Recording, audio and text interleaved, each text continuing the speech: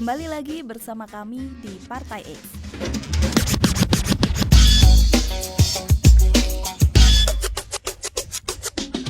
Indonesia sudah pasti hancur. Indonesia sudah pasti hancur kalau begini terus. Korupsi merajalela, kebijakan amburadul, dan keputusan pemerintah semakin tidak masuk akal. Dalam hitungan bulan, rakyat dihantam berbagai masalah. Kelangkaan gas LPG akibat kelalaian Menteri Bahlil, PHK massal di TVRI dan RRI, tenaga honorer dikorbankan karena pemangkasan anggaran, dan pendidikan makin carut-marut karena UKT direncanakan naik.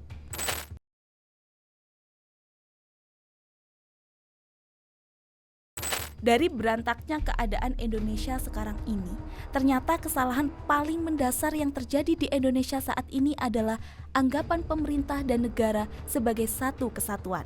Ini adalah kekeliruan fatal yang membuat kebijakan cenderung dibuat demi kepentingan penguasa, bukan rakyat. Negara memiliki 3 unsur, wilayah, rakyat, dan pemerintah. Pemerintah bukan pemilik negara.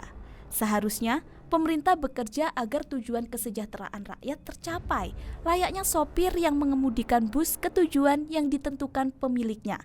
Tapi yang terjadi sekarang, pemerintah bertindak seolah-olah merekalah pemilik bus. Mereka membuat aturan sesuka hati, menjalankan kebijakan tanpa arah, dan memprioritaskan kepentingan elit. Akibatnya, regulasi lahir bukan untuk rakyat, melainkan untuk melanggengkan kekuasaan.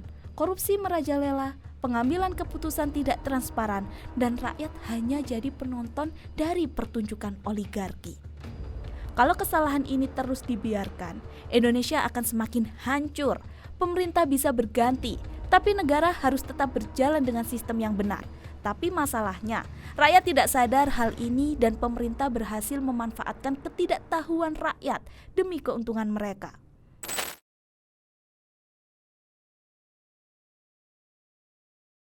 Sadar atau tidak, rakyat seringkali menganggap mereka adalah orang kecil.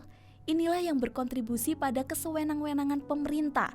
Salah satu kesalahan terbesar rakyat Indonesia adalah mengkerdilkan diri sendiri, menganggap pemerintah sebagai penguasa, sementara rakyat hanyalah objek yang dikuasai. Akibatnya, rakyat menerima saja ketika ditindas, seolah-olah itu hal yang wajar.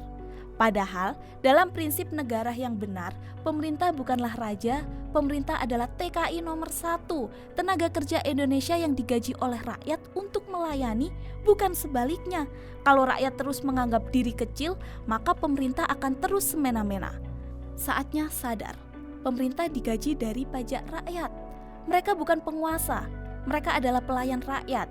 Jika tidak bekerja dengan benar, rakyat berhak menuntut, mengganti, bahkan mencabut mandat mereka. Masalahnya sekarang, siapa yang memegang mandataris rakyat?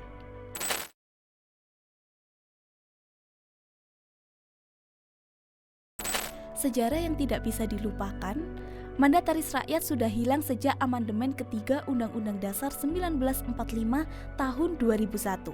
Saat itu, MPR dihapus sebagai lembaga tertinggi, dan sejak saat itu, Indonesia kehilangan kendali atas pemerintahannya sendiri. Dulu, Presiden tunduk pada kehendak rakyat melalui wakil-wakilnya di MPR. Tapi setelah amandemen, MPR bukan lagi mandataris rakyat. Sementara Presiden berdiri sendiri, bebas menjalankan agenda tanpa bisa dikontrol oleh MPR sebagai lembaga tertinggi negara. Mau sampai kapan kalian jadi budak di negeri sendiri? Rakyat banting tulang di jalanan, sementara pejabat melenggang dengan mobil mewah, strobo menyala, dan pengawalan berlapis. Rakyat yang mengkritisi dianggap pembelot negara. Kalau tidak suka, ya pergi saja dari Indonesia. Negara yang seharusnya melindungi justru jadi mesin pemeras rakyat, pajak dinaikkan, keadilan tidak ditegakkan, kebutuhan pokok melambung, tapi pejabat gaji fantastis, fasilitas mewah, dan hidup nyaman dari keringat rakyat.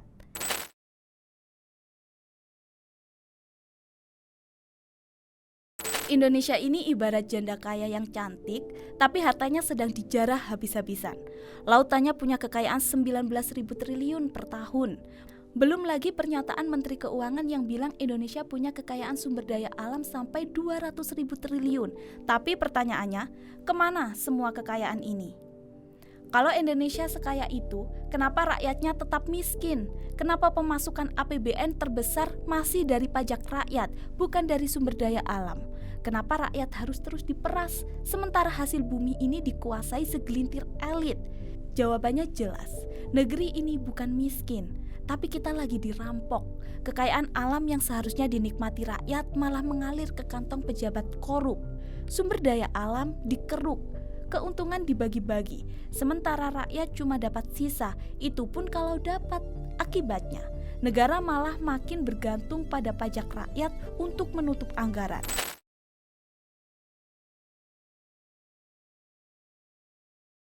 Berbicara solusi, salah satunya bisa melalui referendum untuk membentuk Dewan Negara.